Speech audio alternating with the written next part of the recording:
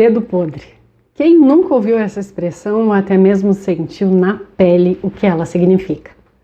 É aquela sensação amarga de que, por mais que você tente, parece que sempre escolhe o mesmo tipo de pessoa para se relacionar. Sempre entra em relacionamentos com dinâmicas que se repetem e que invariavelmente trazem sofrimento. É um ciclo que parece interminável e que nos leva a perguntar: por que isso sempre acontece comigo? Qual é o meu problema? Será que eu tenho dedo podre? Buscamos respostas, às vezes, em nossa personalidade, em nossa autoestima, ou simplesmente culpamos a nossa falta de sorte. Mas, se a origem dessa repetição estiver em um lugar muito mais profundo? E se essa escolha, que parece tão pessoal, estiver a serviço de algo maior? Uma força que atua de forma invisível em sua vida. A visão sistêmica nos oferece uma perspectiva fascinante sobre isso. Ela nos mostra que somos parte de um grande sistema, a nossa família. E nesse grande sistema, tudo se conecta. As histórias, os destinos, as alegrias e as dores de nossos pais, avós e bisavós reverberam através do tempo, criando dinâmicas que se manifestam em nossa vida hoje, sobretudo em nossas relações mais íntimas. Bert Hellinger percebeu que para o amor prosperar, ele segue certas ordens naturais que ele chamou de ordens do amor. Muitas vezes, um descendente, por um amor profundo e inconsciente, pode passar a representar, por exemplo, uma pessoa excluída, repetindo seu destino difícil como forma de lembrá-la, de completar o sistema com essa informação. De forma muito similar, repetimos modelos inteiros de relacionamento por identificação direta com nossos familiares, especialmente nossos pais. Isso acontece quando, sem perceber, acabamos por adotar os papéis e as dinâmicas que observamos desde a nossa infância como uma verdade sobre o que é o amor, sobre o que é se relacionar. Imagine então uma filha que cresce vendo a mãe em um papel de submissão, sempre se doando, cuidando de todos, esquecendo de si mesma, no relacionamento de casal. Por uma lealdade profunda, essa filha pode internalizar que ser uma boa mulher é ser amada. Significa, então, que ela precisa repetir esse sacrifício.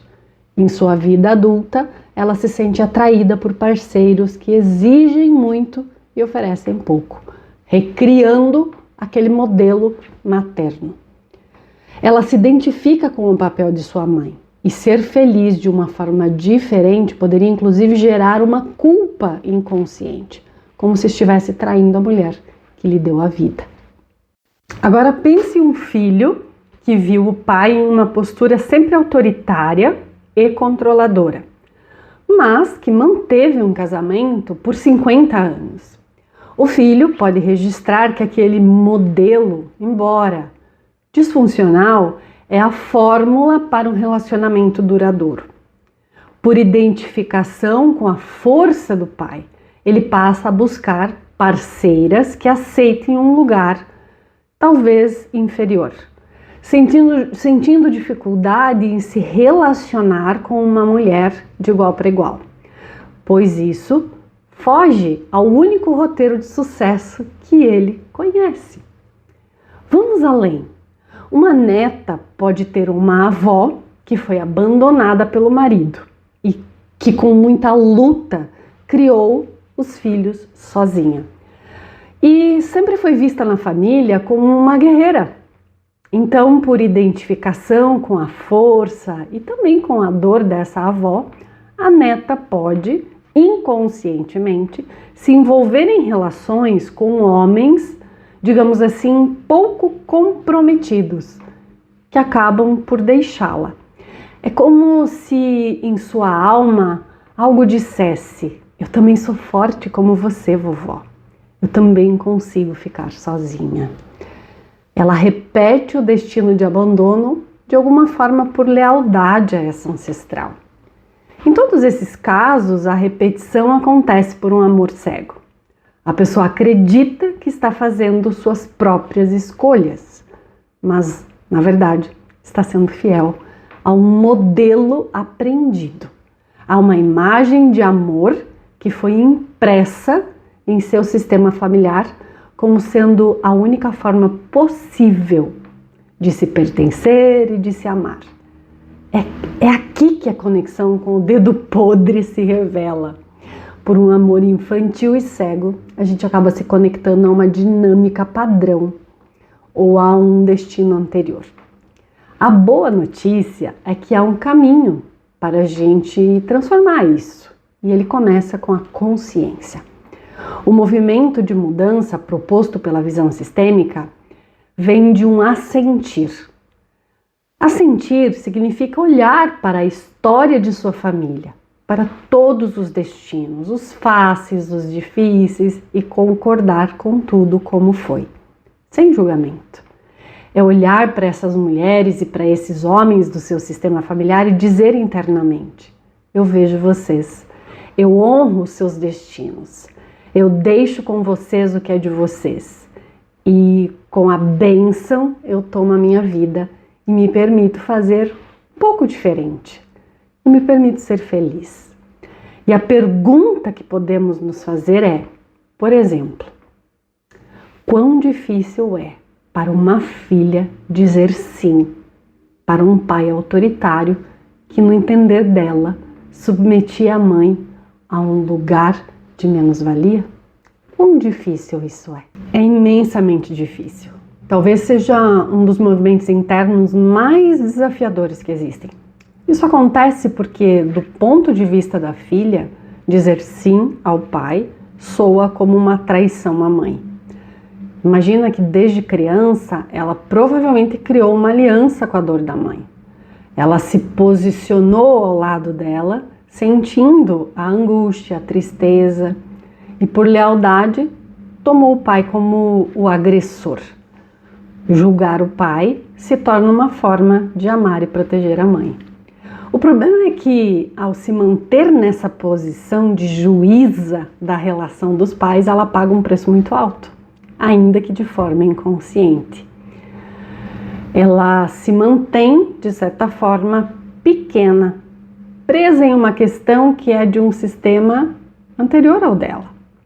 O relacionamento de casal de seus pais.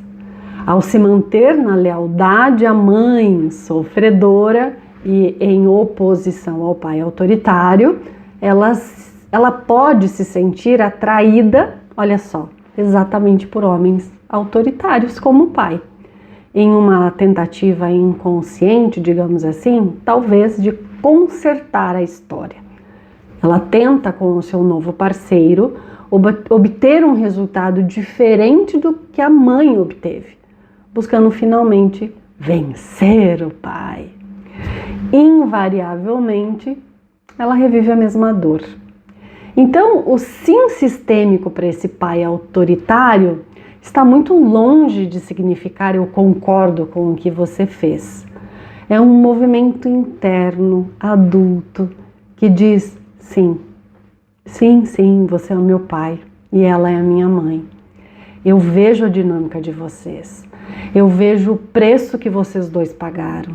Eu vejo a dor da mamãe e vejo a sua forma de ser, papai. Isso é a história de vocês. Eu sou apenas a filha. Eu reverencio a vida que veio através de vocês dois e eu deixo com vocês o que é de vocês.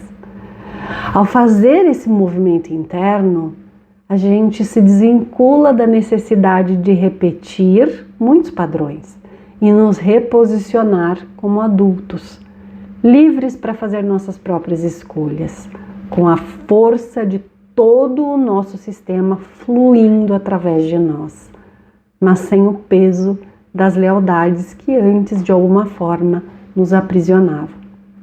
Portanto, o dedo podre, essa sensação de falha ou de azar no amor, se revela afinal sob uma nova luz. Ele nunca foi sobre uma incapacidade sua, mas sim sobre uma profunda e cega lealdade. Ele foi a bússola do seu coração, que por uma fidelidade invisível às dores e aos destinos do seu sistema familiar, insistia em apontar para o passado, buscando repetir o que já era conhecido. A grande virada, o movimento transformador acontece quando você finalmente toma essa bússola em suas mãos e com a força de um adulto, de uma adulta, a vira para o futuro. É o ato de olhar sim para trás com respeito e reverência por todas as histórias que te trouxeram até aqui e dizer obrigado, obrigada. Agora eu sigo adiante. É nesse instante que as correntes se rompem.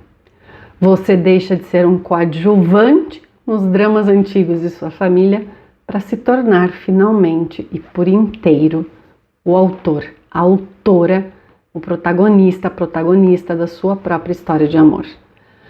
Uma história que agora pode ser construída a partir da liberdade, do equilíbrio, da presença.